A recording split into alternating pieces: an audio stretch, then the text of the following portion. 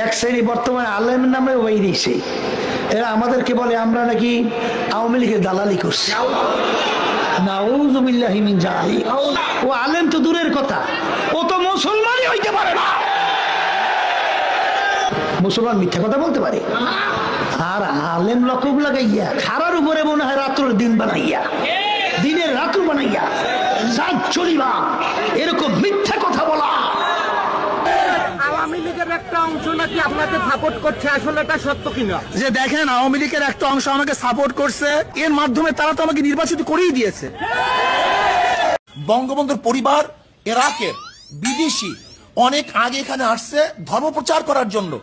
তারা জাতিগতভাবে ধার্মিক, তার বাবা ধার্মিক, তার দাদা ধার্মিক, তার সমস্ত গোষ্ঠী ধার্মিক। প্রধানমন্ত্রী শেখ হাসিনার কপালে নামাজের দাগ দেখা যায়। আমি প্রশ্ন করলাম যে আপনার কপালে তো নামাজের দাগ দেখছি। হুজুর, আমি 7 বছর বয়স থেকে আমি নামাজ পড়ি।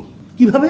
বলে হুজুর, আমি যদি নামাজ না পড়তাম আমার মা আমার জন্য ঘরে ভাত পাক করতো না। আমার মাকে আমাকে নামাজি বানাবার জন্য চেষ্টা করেছি, সেই থেকে হুজুর আমি নামাজ পড়ি, নামাজ ছাড়ি না।